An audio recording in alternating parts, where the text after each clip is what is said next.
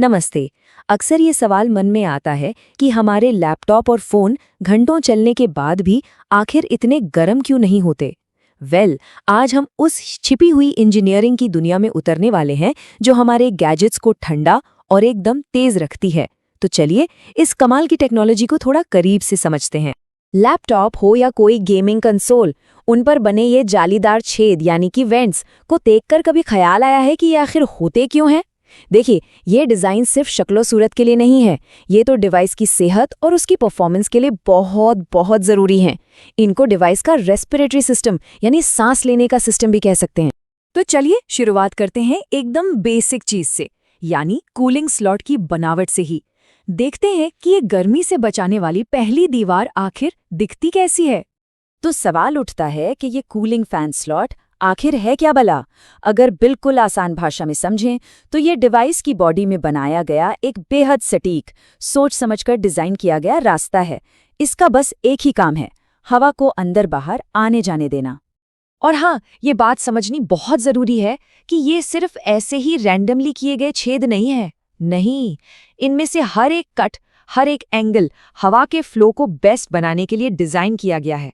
मतलब ये इंजीनियरिंग और आर्ट का एक कमाल का मिक्सचर है। तो फिर इस हवा का सफर होता कैसे है? ये पूरा प्रोसेस 3 सिंपल स्टेप्स में होता है। सबसे पहले ठंडी हवा इनटेक स्लॉट से अंदर खींची जाती है। फिर ये हवा प्रोसेसर जैसे गर्म हिस्सों के ऊपर से गुजरते हुए उनकी सारी गर्मी सोख लेती है। और स्टेप 3, पंखा इस गर्म हो चुकी हवा को एग्जॉस्ट स्लॉट से बाहर फेंक देता है। बस यही साइकिल है जो लगातार हर एक सेकंड चलती रहती है। और यहीं पर इंजीनियर्स के लिए एक बहुत बड़ी चुनौती खड़ी हो जाती है। उन्हें एक फैसला लेना होता है, क्या गेमिंग लैपटॉप की तरह मैक्सिमम कूलिंग के लिए बड़े और खुले स्लॉट्स दिए जाएं? क्योंकि जाहिर है गेमिंग में पावर ज्यादा लगती है, और ज्यादा पावर का मतलब है ज्यादा गर्मी। या फिर किसी अल्ट्राबुक की तरह पतले और शांत डिवाइस के लिए छोटे, लगभग ना दिखने वाले स्लॉट्स बनाए जाएं? ये परफॉर्मेंस और डिजाइन के बीच एक बहुत ही मुश्किल बैलेंस बनाने जैसा है। अच्छा, तो अभी तक तो हम एक छोटे से हिस्से की बात कर रहे थे। अब जरा एक कदम पीछे हटते हैं और पूरे सिस्टम को एक साथ काम करते हुए देखते हैं, जूम आउट करते हैं। देखिए, एक अकेला स्लॉट अपने आप में कुछ नहीं कर सकता, वो बेकार है। इसकी असली ताकत छिपी है पूरे सिस्टम में, जिसे हम कहते हैं थर्मल वेंटिलेशन आर्किटेक्चर।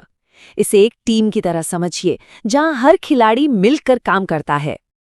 तो इस टीम के मेन प्लेयर्स कौन हैं? पहला है कूलिंग फैन, जो हवा को धक्का देता है।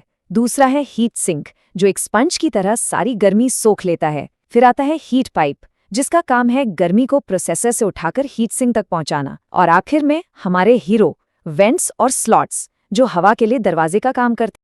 लेकिन सवाल यह है कि इस पूरे तामझाम की जरूरत ही क्यों है? वो इसलिए क्योंकि बिना प्रॉपर कूलिंग के एक हाई परफॉर्मेंस प्रोसेसर का टेम्परेचर 90 डिग्री सेल्सियस के भी पार जा सकता है। सोचिए जरा, ये लगभग उबलते हुए पानी जितना गर्म है। इतनी गर्मी किसी भी डिवाइस को हमेशा के लिए खराब कर सकती है। और गर्मी का यही मुद्दा हमें डिजाइन की एक सदियों पुरानी बहस पर ले आता है, फंक्शन या फिर फॉर्म। मतलब काम ज्यादा जरूरी है या फिर दिखावट? किसी प्रोडक्ट इंजीनियर की ये बात इस पूरी चुनौती को क्या खूब बयां करती है। वो कहते हैं, एक परफेक्ट वेंट वो है जिसे कोई देख ना पाए, लेकिन उसका असर हमेशा महसूस हो। बात तो सही है, डिजाइनर्स चाहते हैं कि डिवाइस एकदम स्लीक और सुंदर दिखे, कोई कटफट ना हो। वहीं इंजीनियर्स को गर्मी बाहर निकालने के लिए जगह चाहिए। तो बेस्ट डिजाइन वही है जो इन दोनों दुनियाओं को एक साथ ले आए। इसको एक डिजाइन ट्रायंगल की तरह भी सोचा जा सकता है। एक कोने पर है कूलिंग परफॉर्मेंस, दूसरे पर है कम शोर, और तीसरे पर डिवाइस का पतलापन। अब मुश्किल ये है कि अगर एक चीज को बेहतर करना है, जैसे कि कूलिंग, तो हो सकता है डिवाइस मोटा हो जाए या ज्यादा शोर करने लगे। और अगर एकदम पतला और स्लीक डिवाइस चाहिए, तो शायद कूलिंग से समझौता करना पड़े। इन्हीं तीनों के बीच सही बैलेंस बिठाना ही असली कला है। तो अब आते हैं सबसे जरूरी सवाल पर, आखिर ये सारा आर्किटेक्चर हम सब के लिए इतना मायने क्यों रखता है? हमारी रोजमर्रा की जिंदगी से इसका क्या लेना देना है? देखिए, एक अच्छा थर्मल डिजाइन का सीधा असर कई चीजों पर पड़ता है।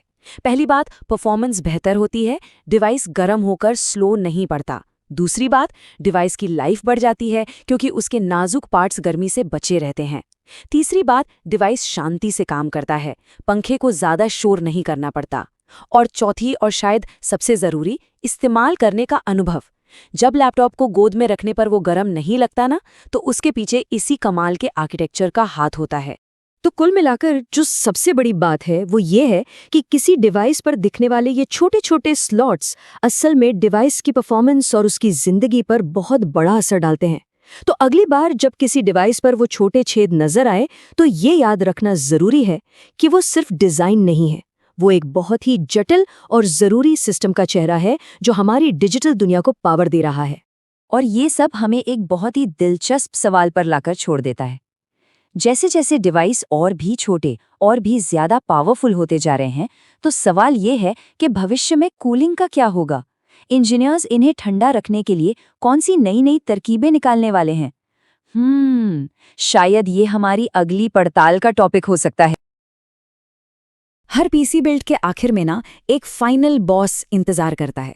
हाँ, ये हैं हमारे केस के फ्रंट पैनल कनेक्टर्स। देखने में छोटे छोटे तार हैं, लेकिन अक्सर ये बिल्ड की सबसे बड़ी सिरदर्दी बन जाते हैं। लेकिन फिक्र करने की कोई ज़रूरत नहीं है। हमने इस पूरे काम को 5 आसान हिस्सों में बांट दिया है।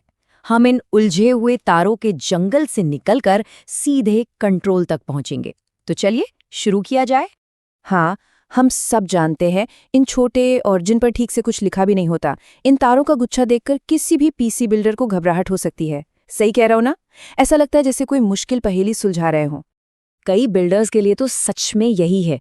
जब पूरा का पूरा पीसी तैयार हो जाता है, तब ये छोटे से कनेक्टर एक बहुत बड़ी चुनौती बनकर सामने आते हैं। और ये डर लगना बिल्कुल आम बात है, इसमें कोई अकेला नहीं है।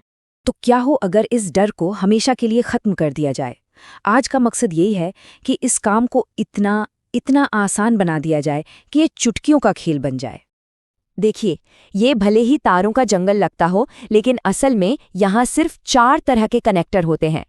एक बार इनको पहचान लिया ना, तो सब कुछ एकदम साफ हो जाएगा। तो सबसे पहले है पावर स्विच, हमारे बिल्ड का सबसे सीधा साधा हीरो। इसका बस एक ही काम है, पावर बटन के सिग्नल को मदरबोर्ड तक पहुंचाना। ठीक पावर स्विच की तरह ही रीसेट स्विच भी एक बहुत सिंपल कनेक्टर है। ये रीसेट बटन के लिए है, ताकि सिस्टम को बिना शटडाउन किए रीस्टार्ट किया जा सके। अच्छा, अब आते हैं सबसे जरूरी बात पर, जहां अक्सर लोग कंफ्यूज होते हैं, पोलैरिटी। देखिए, पावर और रीसेट स्विच के लिए प्लस या माइनस का कोई चक्कर नहीं है, इन्हें कैसे भी लगा सकते हैं। लेकिन एलईडीज, मतलब जो लाइट्स हैं, उनके लिए पोलैरिटी का ध्यान रखना बहुत जरूरी है। पावर एलईडी ये बताती है कि सिस्टम ऑन है। यहाँ थोड़ा ध्यान देना होगा, इसके 2 अलग अलग तार होते हैं, एक पॉजिटिव प्लस और एक नेगेटिव माइनस, और इन्हें सही जगह पर लगाना ही पड़ेगा। और ये है हार्ड ड्राइव लाइट। जब भी हमारी एसएसडी या हार्ड ड्राइव कोई काम कर रही होती है, तो ये लाइट ब्लिंक करती है। और हाँ, इसमें भी प्लस माइनस का वही खेल है। यहाँ एक छोटी सी प्रो टिप है जो काम को बहुत आसान कर देगी। एलईडी कनेक्टर्स में जो रंगीन तार होता है ना, वो लगभग हमेशा पॉजिटिव होता है और सफ़ेद या काला तार नेगेटिव होता है। ये पहचानने का एक बहुत आसान तरीका है। तो चलिए फटाफट एक बार सब कुछ एक साथ देख लेते हैं। 2 स्विच हैं जिनमें पोलैरिटी की कोई टेंशन नहीं, और 2 एलईडी हैं जिनमें पोलैरिटी का ध्यान रखना जरूरी है। बस इतना ही याद रखना है। और सबसे अच्छी बात क्या है, ये सब रटने की बिल्कुल जरूरत नहीं है। हमारा मदरबोर्ड खुद एक नक्शा लेकर आता है जो बताता है कि ये तार कहाँ लगाने हैं। इस नक्शे को ढूंढने के लिए सबसे पहले मदरबोर्ड के निचले किनारे पर देखिए। वहाँ F पैनल JFP1 या पैनल 1 जैसा कुछ लिखा हुआ मिलेगा। अगर वहाँ साफ नहीं दिख रहा, तो फिर मदरबोर्ड का मैनुअल हमारा सबसे अच्छा दोस्त है। और ये रहा हमारा खजाना। ये जो 9 पिन का ब्लॉक है, यही वो जगह है जहाँ सारे फ्रंट पैनल के तार जुड़ेंगे। हर पिन का एक खास काम होता है जो मदरबोर्ड के नक्शे पर साफ साफ लिखा होता है। तो चलिए, थ्योरी तो बहुत हो गई, अब प्रैक्टिकल पर आते हैं। तारों को हमने पहचान लिया है, हेडर भी मिल गया है, अब बस इन्हें सही जगह पर लगाना बाकी है। ये बस 3 आसान स्टेप्स का खेल है। अपने मदरबोर्ड के मैप से सही पिन को ढूंढना है, कनेक्टर को सीधा पकड़ना है ताकि उस पर लिखा टेक्स्ट पढ़ा जा सके, और फिर उसे धीरे से पिन पर दबा देना है। शुरुआत करते हैं पावर स्विच से। इसे लगाना है पिन नंबर 6 और 8 पर। चाहे सीधा लगाएं या उल्टा, कोई फर्क नहीं पड़ता, ये अपना काम करेगा। अगला नंबर है रीसेट स्विच का। इसे पिन 5 और 7 पर लगा दें। पावर स्विच की ही तरह यहाँ भी पोलैरिटी की कोई टेंशन नहीं है। ओके, अब थोड़ा ध्यान देने का समय है। पावर एलईडी का जो पॉजिटिव तार है उसे पिन 2 पर और नेगेटिव वाले तार को पिन 4 पर कनेक्ट करना है। यहाँ सही पोलैरिटी बहुत ज़रूरी है। और ये रहा आखिरी कनेक्शन, हार्ड ड्राइव एलईडी। इसका पॉजिटिव प्लस तार पिन 1 पर और नेगेटिव माइनस तार पिन 3 पर लगा दें। और बस हो गया, हमने फाइनल बॉस को हरा दिया है। अब आता है वो पल जिसका हम सभी को इंतजार रहता है। जी हाँ, ये देखने का समय है कि हमारी मेहनत रंग लाई है या नहीं। अगर पावर बटन दबाते ही पीसी ऑन हो जाए, पावर की लाइट जल जाए और हार्ड ड्राइव की लाइट ब्लिंक करे तो बधाई हो। और अगर कोई भी एलईडी नहीं जल रही तो घबराना नहीं है। बस सिस्टम बंद करके उस कनेक्टर को निकालें, 180 डिग्री घुमाएं और वापस लगा दें। तो पीसी बिल्डिंग का जो सबसे मुश्किल लगने वाला हिस्सा था, वो अब पूरी तरह से हमारे कंट्रोल में है। ये एक बहुत बड़ी उपलब्धि है। तो अब जब ये बाधा दूर हो गई है, अगले प्रोजेक्ट के लिए क्या प्लान है? तो चलिए सीधे मुद्दे पर आते हैं। आज हम बात करने वाले हैं उस छिपे हुए जीनियस की, जो असल में ये तय करता है कि हमारे गैजेट्स सालों साल चलेंगे या फिर अचानक धोखा दे जाएंगे। अच्छा, इसकी शुरुआत करते हैं एक बहुत ही आम और सच कहूं तो काफी परेशान कर देने वाले अनुभव से। कभी सोचा है कि ऐसा क्यों होता है? मतलब एक बढ़िया चलती हुई टेक्नोलॉजी अचानक खराब हो जाती है। एक दिन सब कुछ एकदम परफेक्ट और अगले ही दिन डिवाइस ने काम करना ही बंद कर दिया। अजीब है ना? ये कुछ ऐसी दिक्कतें हैं जो हम सब ने कभी ना कभी झेली होंगी। जैसे ऑडियो में वो अजीब सी भिनभिनाहट या चार्जर का इतना गर्म हो जाना कि हाथ लगाना मुश्किल हो जाए, स्क्रीन का टिमटिमाना, डिवाइस का अपने आप ही बंद हो जाना, और हाँ, वो वाईफाई सिग्नल का अचानक गायब हो जाना। अब ये सब अलग अलग परेशानियां लग सकती हैं, पर असल में ना ये एक ही गहरी छिपी हुई समस्या के लक्षण है। और इसका जो असल जिम्मेदार है ना, वो कहीं दूर नहीं बल्कि हमारे डिवाइस के अंदर ही एक ऐसी जगह पर छिपा है जहां हमारी नजर कभी जाती ही नहीं। तो चलिए अब इस रहस्य से पर्दा उठाते हैं और मिलते हैं उस छोटे से पावर हाउस से जो इस सब के केंद्र में है। इसका नाम है स्विच्ड मोड पावर सप्लाई, या शॉर्ट में कहें तो SMP। ये एक बेहद एफिशिएंट कंपोनेंट है जिसका काम है इलेक्ट्रिकल पावर को कन्वर्ट करना। सोचिए, फोन चार्जर से लेकर लैपटॉप और कंप्यूटर तक आज के लगभग हर इलेक्ट्रॉनिक डिवाइस की ये जान है। अब सवाल यह है कि SMP ही क्यों? देखिए, वजह इस तुलना में साफ है। पुरानी टेक्नोलॉजी यानी लीनियर पावर सप्लाई बहुत बड़ी, भारी और इनएफिशिएंट होती थी। ज्यादातर एनर्जी गर्मी बनकर बर्बाद हो जाती थी। दूसरी तरफ SMP एकदम छोटा, हल्का और हाईली एफिशिएंट है। और सच तो यह है कि इसी की वजह से आज हमारे पास इतने पतले और हल्के गैजेट्स हैं। तो यहां सबसे जरूरी बात यह नहीं है कि यह कंपोनेंट क्या है, बल्कि यह है कि इसे कहां रखा गया है। जी हां, इसकी जगह, इसकी लोकेशन ही सब कुछ तय करती है। तो आइए देखते हैं कि जब इस पावर हाउस की प्लेसमेंट में जरा सी भी चूक होती है तो उसका कितना बड़ा खामियाजा भुगतना पड़ता है, और यकीन मानिए नतीजे काफी गंभीर हो सकते हैं। तो सबसे पहली और सबसे बड़ी समस्या है इलेक्ट्रोमैग्नेटिक इंटरफेरेंस या EMI। अच्छा, इसको ऐसे समझिए कि एक बिल्कुल शांत लाइब्रेरी में कोई बहुत जोर जोर से चिल्ला रहा हो। SMP का ये इलेक्ट्रिकल शोर भी कुछ ऐसा ही करता है। ये दूसरे सेंसिटिव कंपोनेंट्स जैसे कि ऑडियो सर्किट या वाईफाई एंटीना, उनके काम में खलल डालता है, और नतीजा वही स्पीकर की भिनभिनाहट और नेटवर्क सिग्नल का बार बार चले जाना। दूसरी दिक्कत है थर्मल स्ट्रेस यानी गर्मी का दबाव। देखिए, SMP चाहे कितना भी एफिशिएंट क्यों ना हो, गर्मी तो वो पैदा करता ही है। और अगर उसे ऐसी जगह फिट कर दिया जाए जहां से गर्मी बाहर ही ना निकल पाए, तो वो डिवाइस को अंदर ही अंदर पकाता रहता है और उसकी उम्र धीरे धीरे कम करता जाता है। और तीसरी प्रॉब्लम, परफॉर्मेंस और पावर में गिरावट। अगर SMP से बाकी हिस्सों तक जाने वाले रास्ते, मतलब जो कनेक्शंस हैं, वो लंबे और घुमावदार हों, तो वोल्टेज ड्रॉप होता है और इसका सीधा असर डिवाइस की ओवरऑल स्पीड और परफॉर्मेंस पर पड़ता है।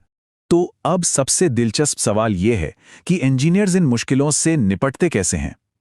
ये किसी हाई स्टेक्स पजल को सॉल्व करने से कम नहीं है, जहां हर एक टुकड़ा मिलीमीटर में नापा जाता है। देखिए, इसका जो हल है ना, वो स्ट्रेटेजिक प्लेसमेंट के 3 सुनहरे नियमों पर टिका है। नियम नंबर 1, हाई करंट वाले रास्ते एकदम छोटे रखो, इससे इलेक्ट्रिकल शोर और पावर लॉस कम से कम होता है। नियम नंबर 2, शोर मचाने वाले SMPS को ऑडियो सर्किट और एंटीना जैसे शांत और सेंसिटिव हिस्सों से बिल्कुल अलग थलग रखो, मतलब दूरी बनाओ। और तीसरा और बहुत ज़रूरी, गर्मी को बाहर निकलने का एक खुला और साफ रास्ता दो ताकि वो अंदर जमा ना हो। और ये तुलना साफ साफ दिखाती है कि सही और गलत प्लेसमेंट में ज़मीन आसमान का फ़र्क होता है। एक तरफ जहां गलत प्लेसमेंट से EMI, गर्मी और ख़राब सिग्नल जैसी समस्याएं होती हैं, वहीं सही प्लेसमेंट से डिवाइस की रिलायबिलिटी यानी विश्वसनीयता कई गुना बढ़ जाती है। चलिए अब आखिरी हिस्से पर आते हैं और समझते हैं कि ये सारी इंजीनियरिंग हमारे रोज़ इस्तेमाल होने वाले डिवाइसेस के लिए इतनी ज़रूरी क्यों है। हमारे गैजेट्स जो इतने भरोसे के साथ काम करते हैं, ये कोई जादू नहीं है। ये हज़ारों छोटे छोटे सोच समझकर लिए गए डिज़ाइन फैसलों का नतीजा है, जो अक्सर हमारी नज़रों से ओझल रहते हैं। कभी कभी एक ऐसा प्रोडक्ट जो सालों तक बिना किसी दिक्कत के चलता है और एक ऐसा प्रोडक्ट जो कुछ ही महीनों में जवाब दे जाता है, पता है उनके बीच का फ़र्क कितना होता है? डिज़ाइन में सिर्फ 1 मिलीमीटर का। जी हाँ, बस 1 मिलीमीटर। कहते हैं ना, अच्छा डिज़ाइन वो है जो नज़र ही ना आए, और बुरा डिज़ाइन वो है एक भिनभिनाता हुआ स्पीकर। इस तरह की इंजीनियरिंग पर हमारा ध्यान तभी जाता है जब वो फेल हो जाती है। तो अगली बार जब कोई फ़ोन या लैपटॉप हाथ में हो, तो एक पल के लिए रुक कर ज़रूर सोचिएगा कि ऐसी और कौन कौन सी छिपी हुई इंजीनियरिंग है जो हमारी इस डिजिटल दुनिया को पर्दे के पीछे से चुपचाप चला रही है, जिसका हमें शायद अंदाज़ा तक नहीं है। तो चलिए आज पीसी बिल्डिंग की एक बहुत ही ज़रूरी लेकिन अक्सर नज़रअंदाज की जाने वाली चीज़ पर बात करते हैं। देखिए, मदरबोर्ड जो है वो किसी भी पीसी का कह लीजिए सेंट्रल नर्वस सिस्टम है, मतलब हर चीज़ को यही जोड़ता है। लेकिन इसे केस में सही तरीके से लगाना, यही वो छोटा सा कदम है जो सब कुछ तय करता है। आइए आज इसी की बारीकियों को समझते हैं। अब ज़रा सोचिए, ये इतना नाजुक, इतना ज़रूरी इलेक्ट्रॉनिक बोर्ड है और इसे हम एक मेटल के केस में रख रहे हैं। तो सवाल ये उठता है कि वो कौन सी चीज़ है जो इसे सीधे मेटल के केस को छूने से और भाई शॉर्ट सर्किट होकर ख़राब होने से बचाती है। इसका जवाब जानना बहुत ज़रूरी है और इसका जवाब है मदरबोर्ड माउंटिंग एरिया। सच कहूँ तो ये हमारे बिल्ड का एक गुमनाम हीरो है। इसका काम सिर्फ मदरबोर्ड को अपनी जगह पर रखना ही नहीं, बल्कि उसे केस के मेटल से पूरी तरह अलग, मतलब सेफ रखना भी है। ठीक है, तो इससे पहले कि हम इंस्टॉलेशन शुरू करें, ये जानना ज़रूरी है कि हम किन चीज़ों के साथ काम करने वाले हैं। चलिए पहले उन छोटे छोटे पुर्जों से मिलते हैं जो इस पूरे काम में हमारी मदद करेंगे। सबसे पहले आती है माउंटिंग ट्रे। आप इसे अपने काम के लिए कैनवास की तरह समझ सकते हैं।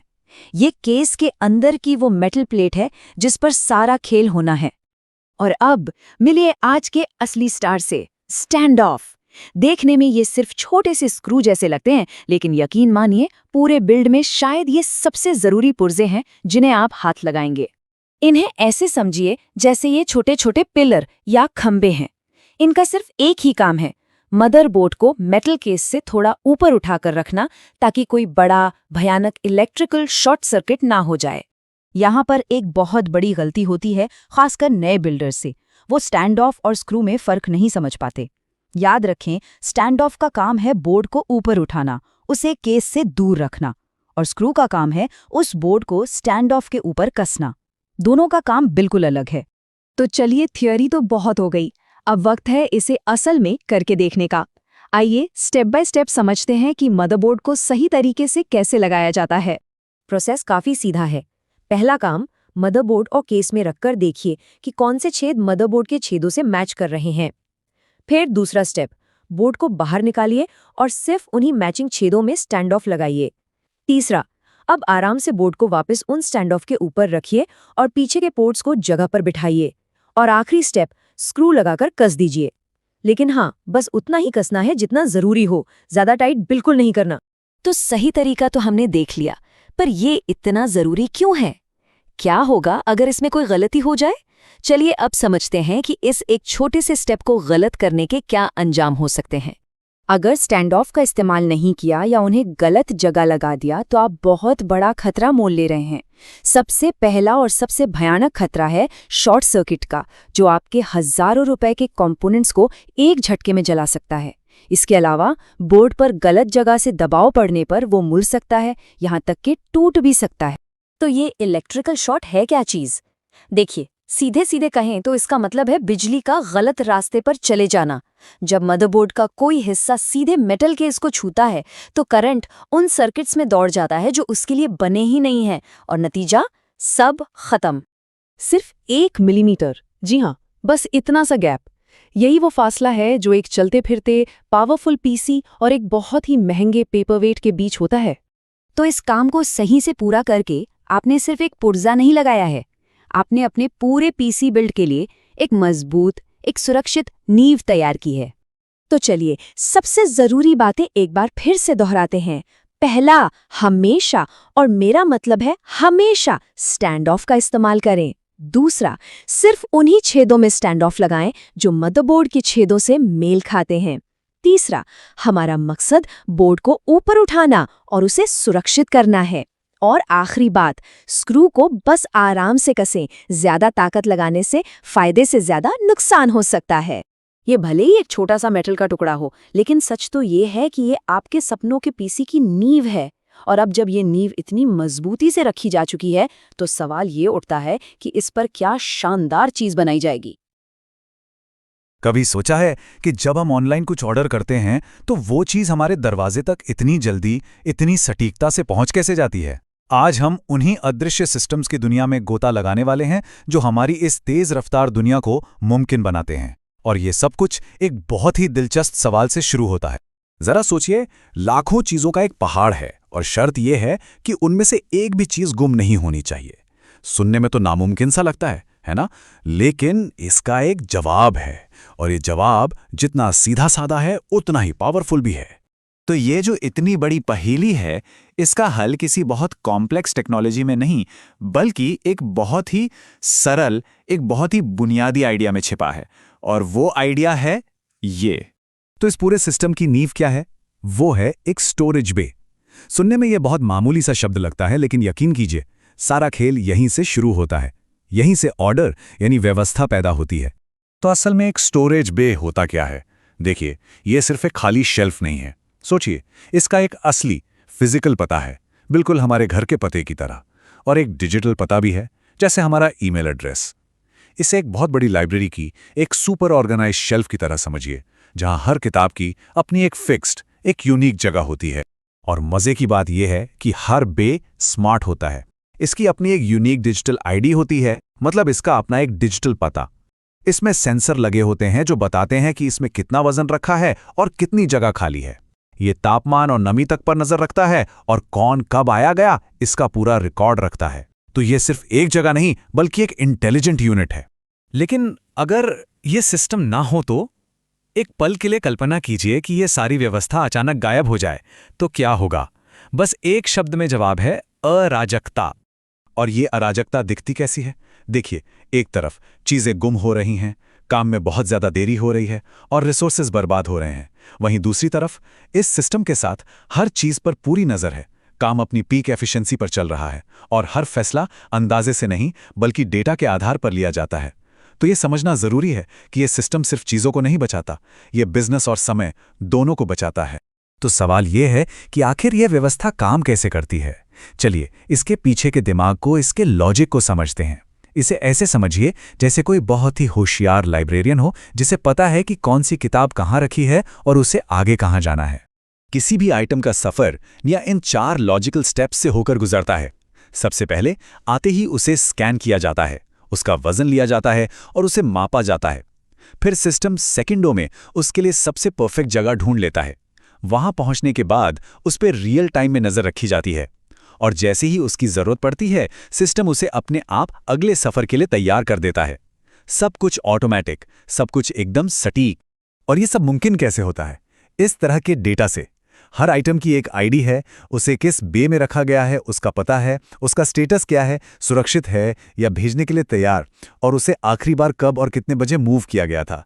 हर चीज का डिजिटल रिकॉर्ड है। यही वो पारदर्शिता है जो इस पूरे सिस्टम को पावर देती है। ठीक है, तो अब हम ये तो समझ गए कि ये सिस्टम अंदर से कैसे काम करता है। अब जरा बाहर निकलकर देखते हैं कि असल दुनिया में हमारे लिए इसका मतलब क्या है। ये तो हम सबने महसूस किया है ना? जब हम रात को कुछ ऑर्डर करते हैं और वो अगले दिन हमारे दरवाजे पर होता है, तो ये कोई जादू नहीं है, ये यही सिस्टम है जो एक बहुत बड़े वेयरहाउस में रखी लाखों चीज़ों में से हमारी चीज़ को सेकंडों में ढूंढता है और उसे डिलीवरी के लिए रवाना कर देता है। हर सेकंड, हर पल उसे पता है कि हमारा पैकेज कहाँ है। लेकिन कुछ जगहें ऐसी हैं जहां बात सिर्फ सुविधा की नहीं होती, बल्कि जान की होती है। एरोस्पेस इंडस्ट्री में एक जेट इंजन के हज़ारों पार्ट्स में से हर एक को ट्रैक किया जाता है। यहाँ सटीकता सिर्फ सुविधा नहीं, बल्कि सुरक्षा की गारंटी है। एक छोटा सा नट बोल्ट भी अगर गलत जगह लग जाए तो नतीजा बहुत खतरनाक हो सकता है। ये सिस्टम ऐसी गलतियों की गुंजाइश ही खत्म कर देता है। और ये सिस्टम सिर्फ बिजनेस नहीं, इंसानियत के भी काम आता है। जब कोई आपदा आती है तो हर एक सेकंड कीमती होता है। ये सिस्टम पक्का करता है कि जिंदगी बचाने वाली चीजें जैसे दवाइयाँ, खाना और पानी तेजी से उन लोगों तक पहुंचें जिन्हें उनकी सबसे ज्यादा जरूरत है। ये केओस में यानी अराजकता में व्यवस्था लाता है जब उसकी सबसे ज्यादा जरूरत होती है। तो इसका भविष्य क्या है? ये सिस्टम्स अब सिर्फ चीजों को ट्रैक करने से कहीं आगे निकल रहे हैं। ये और भी स्मार्ट और भी इंटेलिजेंट हो रहे हैं। चलिए देखते हैं कि भविष्य की व्यवस्था कैसी दिखेगी। ये जो कोट है ना, ये भविष्य की बहुत ही खूबसूरत तस्वीर दिखाता है। भविष्य कहने वाला ऑर्केस्ट्रेशन। इसका मतलब क्या है? इसका मतलब है कि सिस्टम अब सिर्फ ये नहीं जानता कि कोई चीज़ कहाँ रखी है, बल्कि वो ये अंदाज़ा लगा सकता है कि उसकी ज़रूरत आगे कहाँ पड़ने वाली है। मतलब सिस्टम पहले से ही जानता है कि क्या चाहिए, इससे पहले कि हमें खुद पता चले। ये सिर्फ रिएक्ट करना नहीं, बल्कि भविष्य के लिए तैयार रहना है। और ये सब हमें एक बहुत बड़े और जरूरी सवाल पर लाकर खड़ा कर देता है। जब हर चीज, हर पल पूरी तरह से ट्रैक की जा सकती है, जब हम एफिशिएंसी की ऊंचाइयों पर पहुंच जाते हैं, तो हम हासिल क्या करते हैं? और इस प्रक्रिया में अनजाने में ही सही हम शायद क्या खो देते हैं, इस पर विचार करना बहुत जरूरी है।